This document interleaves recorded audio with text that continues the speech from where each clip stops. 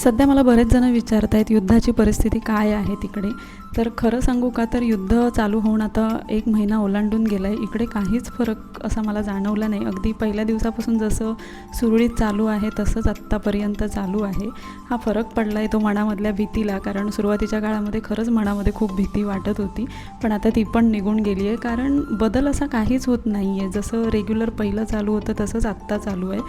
थोडीफार आता त्यांनी फक्त अलर्टच्या मेसेजमुळे भीती वाटायची, ते पण आता त्यांनी बंद केलं आहे. रात्रीच्या टायमिंगला वगैरे जो अलर्टचा आवाज यायचा त्यामुळे झोप उडायची, ते आता सगळं बंद झालं आहे. फक्त मॉर्निंग टाईममध्येच अलर्टचे मेसेज येताना आवाज येतात, अदरवाईज आवाज नाही येत. जॉब आहे तसं चालू आहे रुटीन, म्हणजे जॉबमध्ये पण काही फरक नाही आहे. काही जे सेक्टर आहेत तिथं त्यांना वर्क फ्रॉम होम दिलेलं आहेत आणि फक्त शाळा कॉलेज वगैरे जे आहेत ते ऑनलाईन केलेले आहेत. बाकी कुठे काहीच बंद नाही आहे, किंवा म्हणजे त्या युद्धाचा कशावरतीच इम्पॅक्ट दिसून येत नाही आहे. सगळं सुरळीत चालू आहे अजून तरी सध्या. थोडा फरक जाणवतो आहे तो मला अगदी मार्केटमध्ये गेल्यावरती भाजी वगैरे खरेदी करताना, कारण तिथे थोड्या प्राईस जरा जास्त झालेल्या आहेत. कारण काही गोष्टी आहेत त्या इम्पोर्ट वगैरे होत असेल त्यामुळे आता ते सध्या बंद आहे, त्यामुळे थोडी प्राईस हाय वाटते आहे मला.